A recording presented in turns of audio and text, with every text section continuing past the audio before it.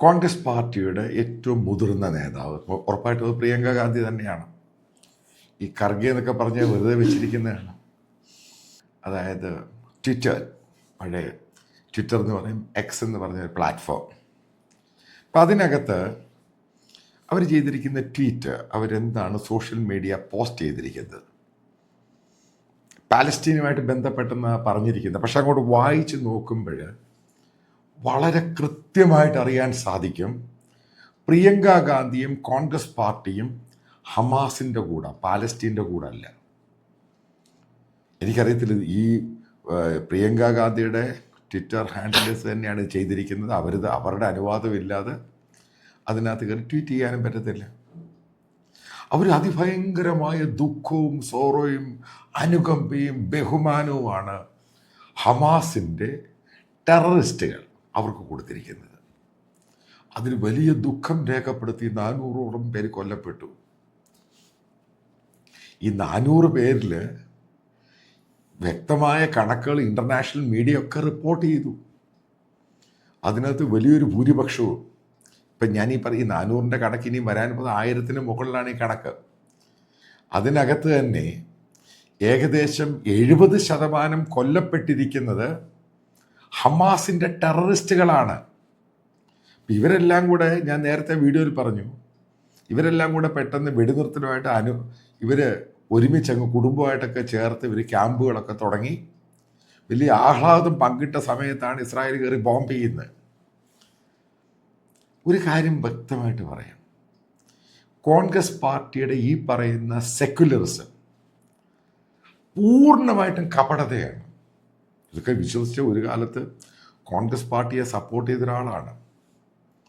പക്ക കള്ളത്തരമാണ്, പക്ക 100% കള്ളത്തരമാണ്. ടെററിസത്തെ ഏറ്റവും കൂടുതൽ ഇന്ത്യയിൽ അതിനെ ഇൻസ്പയർ ചെയ്ത പൊളിറ്റിക്കൽ പാർട്ടിയാണ് കോൺഗ്രസ് പാർട്ടി. പറയാൻ കാരണം, കോൺഗ്രസ് പാർട്ടി ഇന്ത്യയിൽ ഭരിച്ചുകൊണ്ടിരുന്ന സമയത്ത് ഏകദേശം 2 ലക്ഷത്തിലധികം പേരാണ് ടെറർ ഇഷ്യൂവുമായിട്ട് ബന്ധപ്പെട്ട് കൊല്ലപ്പെട്ടിരിക്കുന്നത്, കാശ്മീരും ഇന്ത്യയുടെ മലഭാഗങ്ങളായിട്ട്. അപ്പോൾ ഇത് കേൾക്കുന്ന കേരളത്തിലെ കോൺഗ്രസിൻ്റെ നേതാക്കളും പ്രവർത്തകരോട് ചോദിക്കട്ടെ, അതിലെത്ര പേര് അറസ്റ്റ് ചെയ്യാൻ സാധിച്ചു? ഇതിനകത്ത് റെസ്പോൺസിബിളായിട്ടുള്ള ആൾക്കാരുണ്ടല്ലോ, എത്ര പേര് അറസ്റ്റ് ചെയ്യാൻ സാധിച്ചു? ഇത് ഞാൻ ആവർത്തി പല വീഡിയോയിലും കൂടെ റിപ്പീറ്റ് ചെയ്യുമ്പോൾ ഇതിനകത്ത് കൃത്യമായ ഉത്തരവ് ആരും തരുന്നില്ല. ഇത് കേൾക്കുന്ന മലയാളികൾ മനസ്സിലാക്കുക, കോൺഗ്രസ് പാർട്ടി ഈ പറയുന്ന മതേതര ഇന്ത്യ എന്ന് പറയുന്ന, കോൺഗ്രസ് പാർട്ടി പറയുന്ന മതേതര ഇന്ത്യ വലിയ കാപ്പട്യമാണ്. ഒരു കമ്മ്യൂണിറ്റിയോട് മാത്രമാണ് ഈ മതേതരം എന്ന് പറയുന്നത്. അത് വോട്ട് ബാങ്ക് പൊളിറ്റിക്സിൻ്റെ ഭാഗമാണ്.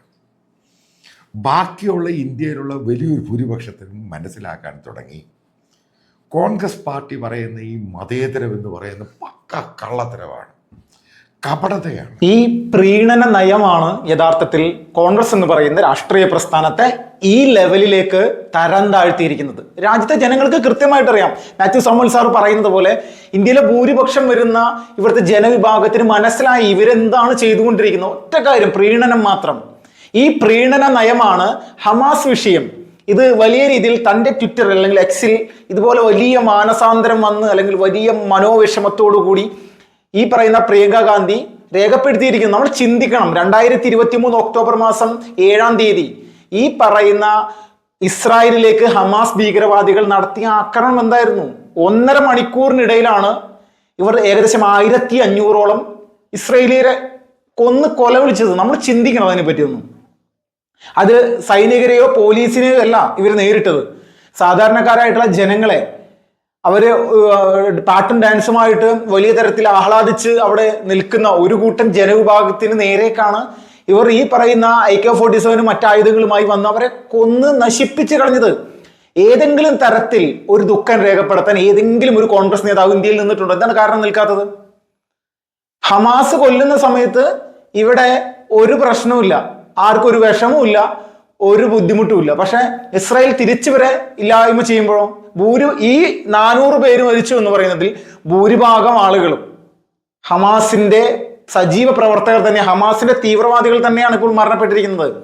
അപ്പൊ ഈ തലത്തിലേക്ക് കോൺഗ്രസ് എന്ന് പറയുന്ന രാഷ്ട്രീയ പ്രസ്ഥാനം അധപ്പതിച്ചിരിക്കും. പിന്നെ എങ്ങനെ ഒരു നമ്മുടെ നാട്ടിൽ ജയിച്ചവർക്ക് മുന്നോട്ട് പോകാൻ പറ്റും? കാരണം തീവ്രവാദ സംഘടന എങ്ങനെയാണോ ഒരു രാഷ്ട്രത്തെ ഉപദ്രവിക്കാൻ സാധിക്കുന്നത് അതുപോലെ തന്നെ ചെയ്തിരിക്കുകയാണ്. പാകിസ്ഥാൻ തീവ്രവാദികൾ എങ്ങനെയാണ് ഇന്ത്യയെ ആക്രമിക്കാൻ ജമ്മു കാശ്മീരിൽ വന്ന് ഭീകരാക്രമണം നടത്തുന്നത്? ഇതിന് സമാനമായിട്ടുള്ള ആക്രമണമാണ് ഹമാസ് ഇസ്രായേലിനെതിരെ നടത്തിയിട്ടുള്ളത്. അവരത് തിരിച്ച് ക്ലിയർ ചെയ്തുകൊണ്ടിരിക്കുകയാണ്. അതിനൊരു മാറ്റമില്ല, അവർ ഉറപ്പിച്ച് പറഞ്ഞിരിക്കുകയാണ്. അപ്പൊ എത്രത്തോളം വലിയ രീതിയിലുള്ള വികൃതമായിട്ടുള്ള മാനസികാവസ്ഥ ഈ പ്രിയങ്ക ഗാന്ധി അടക്കമുള്ള ആളുകൾക്ക് ഉണ്ടാവണം.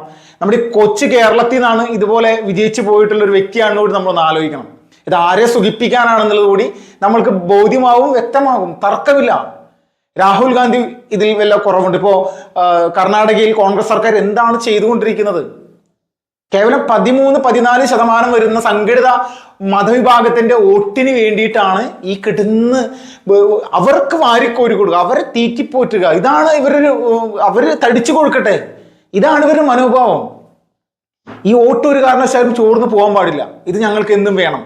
കാരണം ഹിന്ദുക്കൾക്ക് ഇവിടെ പ്രത്യേകിച്ച് ഭൂരിപക്ഷം വരെ ജനങ്ങളാണ്, അവർക്ക് പ്രത്യേകിച്ച് ചെയ്തില്ലെങ്കിൽ കുഴപ്പമില്ല, അവരെന്തായാലും ഞങ്ങളെ വർഷങ്ങളായിട്ട് സപ്പോർട്ട് ചെയ്യുന്നുണ്ട്, അവരൊരു ശരാശരി വോട്ട് കിട്ടുമായിരുന്നു. ഇതാണ് ഒരു വർഷങ്ങളായിട്ട് പയറ്റി പോകുന്നത്. പക്ഷെ ഇത് പയറ്റി എന്താണ്? ഇപ്പോ വയറ്റിപ്പിഴപ്പിന് വകയില്ലാത്ത രീതിയിൽ കോൺഗ്രസിന്റെ നേതാക്കന്മാർ എല്ലാവരും മുക്കിലും മൂലയിലും ആക്കി കൊടുത്ത ജനങ്ങൾ ഒതുക്കി മാറ്റിയവരെ. ഇതാണ് യാഥാർത്ഥ്യം.